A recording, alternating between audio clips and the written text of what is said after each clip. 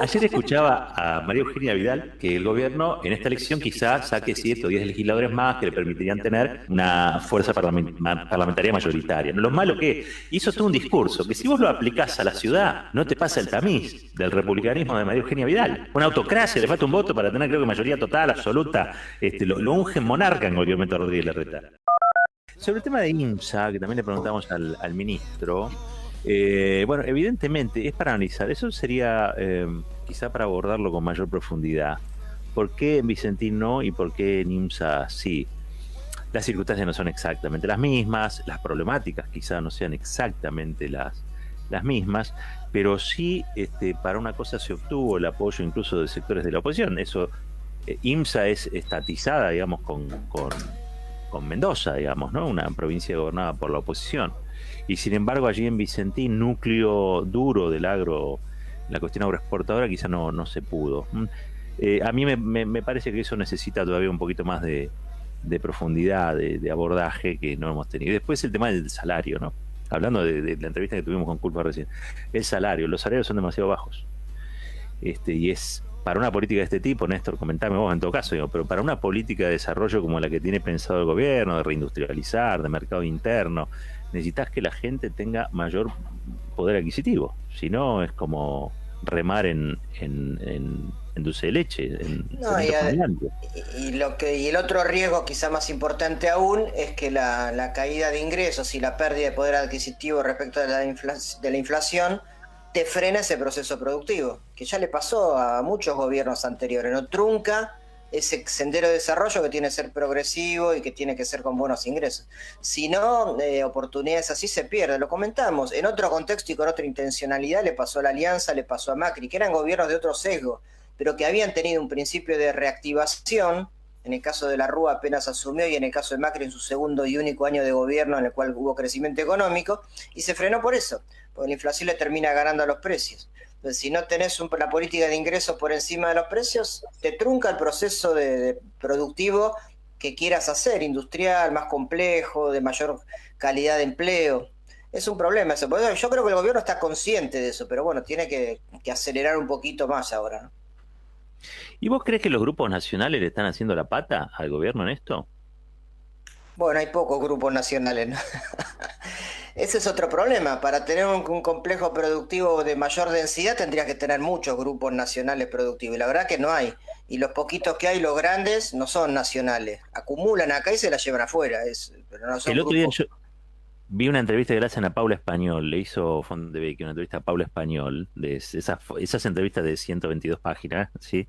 Pero en un momento dice, Paula Español, hace falta una burguesía nacional para el desarrollo, que es como un leitmotiv, ¿no? Sandra, cuando lo hemos escuchado todo el tiempo, hace falta empresarios nacionales, digo, es un leitmotiv Lo habitual, que pasa es recurrente. que, lo que pasa es que es justamente a raíz de las lecturas que estuve haciendo, que no son precisamente de hace 20 años, sino de hace 300 años, la formación de las burguesías nacionales fue absolutamente pensada, diseñada. Las burguesías nacionales respectivas son construcciones políticas también, Mm.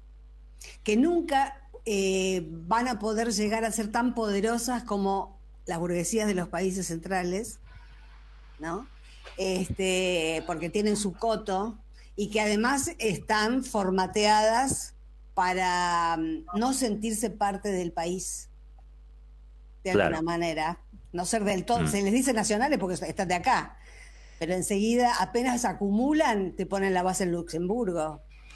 Bueno, y acá en Argentina es el caso más extremo, ¿no? Porque en otros países todavía hay algunas, digamos, empresas nacionales que reinvierten, pero en una economía tan globalizada como esta se incentiva eso que siempre tuvo el empresariado argentino que acumuló y fugó. Por eso el único actor que puede reemplazar eso es el Estado.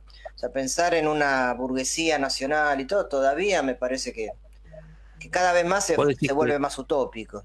la posibilidad que tiene un modelo de desarrollo para nuestro país, para nuestra realidad, es que el Estado sea el actor y no una élite empresaria, digamos. Sí, No hay cuando digo capacidad. actor no digo que toda la economía se nacionalice, pero digo que sea el Estado el que oriente, discipline, mantenga una parte de la renta y de su captura la mantenga dentro de las fronteras nacionales, obligue a reinvertir, discipline, sobre todo eso la élite, esa es la pulseada, ¿no?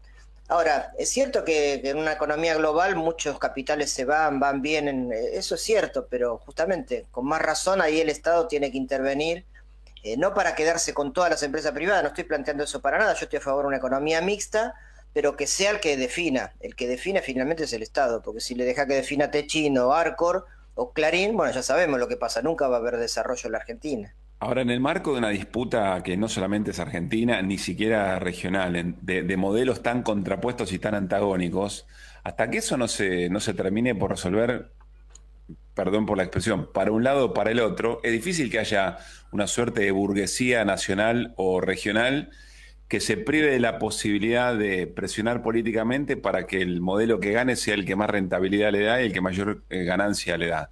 Con lo cual va a ser muy difícil. No quiero caer en necesitamos hacer políticas de 20 años o consenso de 20 años, porque eso es una fantasía. Para mí es pensamiento mágico creer que eso se va a poder consolidar mientras la puja de dos modelos tan desiguales sea tan... Pues evidentemente es a través del conflicto, pero estamos en medio de ese conflicto.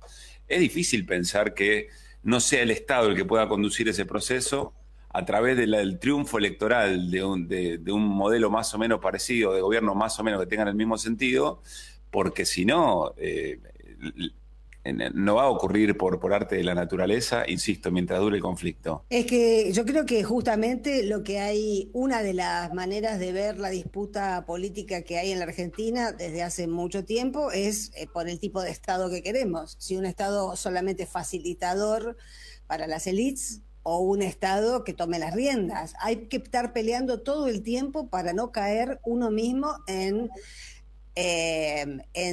pensar o escucharse defender al Estado y escuchar una especie de rémora lejana de estatismo autoritario. Es muy fácil caer con todos los discursos que están circulando en asociar al Estado con el autoritarismo, y de ninguna manera es así. Es ordenador. Claro, yo diría, sumando lo que dice Sandra, mientras ese Estado esté en disputa, es difícil pensar que Arcor y Techin van a ponerse a pelear por una mejor distribución de la riqueza y limitar los márgenes de ganancia de sus negocios. La disputa está en el rol del Estado, digamos, y bueno, veremos cómo... pero no acá, ni siquiera en términos regionales. No, claro. Altísimo nivel de debate. Sandra Russo, Pablo Caruso, Néstor Restivo. ¿Dónde? Aquí, en la 990. Pero sí, claramente en esta pandemia siempre ha sido el que ha tratado de distorsionar los mensajes unívocos, el que ha acrecentado e incentivado la crisis alrededor de un sistema que ya venía bastante complicado. Estoy hablando del sistema de salud en general, producto de la pandemia macrista. Entonces, digo, no olvidemos eso. Algunos dicen, che, pero bueno, Rodríguez Larreta es distinto a Macri. No, son todos macristas, Algunos con pelos, otros sin pelos, pero son todos macristas. No, en eso, por favor, no nos equivoquemos. Ayer vi a María Eugenia Vidal muy interesada, pero muy interesada en atribuirle al gobierno la ausencia de Macri en la campaña de Juntos por el Cambio, de Juntos, perdón, se llama Juntos. Y la verdad que me lancé una carcajada solo, porque dijo, no, Mauri no va a estar en la campaña porque está varado y no tiene fecha de vuelta, el gobierno no se la da. Es increíble. Increíble. Es casi humor. Pero es una precariedad discursiva muy fuerte. Y dale que va. El problema es que hay un electorado tan precario también, ¿no? Sí. Bueno, un sector. Sí, claro. Bueno, el de ellos. Sí. Bueno, lo interesante de esta elección no va a ser tanto observar cuál es el discurso de este espacio de la política, sino cómo responde la ciudadanía, ¿no? Y bueno, y siempre volvemos al mismo, para mí volvemos siempre a la misma divisoria de aguas, que es la versión, digamos, la sensación de realidad, la noción de realidad, mejor dicho, contra el pensamiento mágico, que en realidad Juntos, Pro, lo que sea, se presenta como racional, pero es puro pensamiento mágico. Y agrego otra cosa, los esfuerzos de ayer de Ricardo López Murphy para un discurso negacionista del terrorismo de Estado no deja de sorprender. Primero que sea precandidato a algo, pero más allá de eso, que efectivamente haga tanto esfuerzo para para construir ese espacio. Tenemos un problema muy serio con los dirigentes en la región, con los dirigentes de la derecha. Muy serio. Lo prenden fuego la pradera, ¿no? Prenden fuego la pradera. Puedo decir una cosa, el otro día creo que Sandra fue que habló de la historia de Cristina, cuando ella era diputada, después senadora. Contó el episodio de que yo no soy la recluta Fernández. Sí, esto no es un cuartel y yo no soy la recluta Fernández. Exacto, con el Choclo Alacino, que era en ese momento el presidente de la bancada. Bueno, yo creo que tampoco Rossi es el recluta Rossi, ¿no? Y tiene derecho a tomar decisiones, acertadas o equivocadas. Eso, al fin de cuentas, lo ordena después la gente, porque también es cierto que, hay que decirlo, en el caso de Agustín, siempre validó sus cosas frente a la sociedad santafesina. Y su intención, creo que histórica, de ser gobernador de Santa Fe es tan legítima como cuando los Kirchner querían ser gobernadores de Santa Cruz, no sé. Sí, como él dice, no hay que dramatizar tanto, ¿no? Él señala, ahí tengo dos cosas para decir. Primero, es cierto, también es cierto que, por supuesto que no es lo mismo, pero hay proyectos orgánicos a los cuales cada dirigente político tiene que cumplir un rol, digamos, ¿no? Porque si no, estamos jugando con distinta vara a quienes en el momento que tenían que jugar algo no jugaron y pusieron en riesgo el proyecto. No creo que sea este el caso, digamos, pero eso no siempre es absolutamente válido lo que cada uno tenga ganas de hacer. Lo otro que digo que plantea Rossi... Pero no estamos diciendo, por lo menos voy a tratar de interpretar o subtitular a Roberto, no estamos diciendo que cada uno haga lo que quiera hacer, estamos diciendo que tiene ideas propias y que después nunca saca los pies del plato de la disciplina partidaria y que es una persona que normalmente se alinea. Este sería un caso, porque creo que no querían dos listas. No, pero no rompe con el partido. Él lo que dice, voy dentro del partido y después pierdo y sigo. No es randazo. No es randazo. No es randazo. Solo hago una observación. No es Reutemann, no son. Solo hago una observación respecto de los límites del querer hacer lo que yo creo que tengo derecho. Pero está bien, estoy de acuerdo que no es el caso. Lo otro que señalo es que tiene mucha razón Agustín cuando dice que es muy arriesgada la jugada de Perotti. Él no lo puede decir. Él no puede decir que queda debilitado Perotti si pierde la interna. Pero queda muy debilitado Perotti. Sí, claro. Si pierde la interna. En eso tiene, creo, razón. Ojo que viene Resti, está tomando carrera. Quiero reivindicar a Rossi. Un recuerdo nomás. Qué bien que cerraba los discursos en la Cámara de Diputados. Maestro de la oratoria. Me encantaban esos finales para aprobar las leyes. Creo que quedaron en lo mejor del recuerdo de ese periodo, ¿no? Sí, eso es lo que se ve. Y lo que no se ve, que es cómo manejaba la rosca, también, ¿eh? Bueno, sí, se nota que es un político avesado, sí. 2 periodos en un ministerio como defensa deben ser agotadores para cualquiera. Pero por eso le pregunté sobre... que no eligió eso, porque no eligió eso. Pero le pregunté sobre esa gestión justamente porque tuve oportunidad, por otras razones, de hacer entrevistas a gente del Estado Mayor Conjunto, que es lo que él dirige, las Fuerzas Armadas. No solo están contentos y copados con el FONDEF y la posibilidad, digamos, en el Ministerio, en las Fuerzas Armadas, es la primera vez que tenemos una generación de militares no comprometidos con la dictadura, ¿no? Y ellos el respeto que tienen por el equipo que se formó es muy, muy grande. Acaban de hacer la mayor movilización después de Malvinas con las vacunas, ¿no? Y aparte está lo del FONDEF. Entonces es importante que si el ministro deje esa cartera, por eso se lo pregunté, eso quede, porque realmente hizo un trabajo notable en el tema defensa. Restivo, tengo pregunta para vos. Tengo pregunta. ¿Te la hago o no te la hago? Mira, estoy como Mirta. Hacésela. ¿Hay trabajo conjunto, operaciones conjuntas, así como antes se hacía con el ejército de los Estados Unidos o las Fuerzas Armadas de los Estados Unidos, con otras potencias internacionales? Por ejemplo, Rusia o China. Pregunta. Bueno, ahí le dan con un caño siempre que Argentina está atada. Mira, creo que el otro día hablé con un funcionario, bueno, con Francisco Cafiero, ¿no? Que es de secretario dentro del área de defensa. El 60% de los negocios que tiene Argentina con defensa es con Estados Unidos, así que, y el 2 o 3% es con China.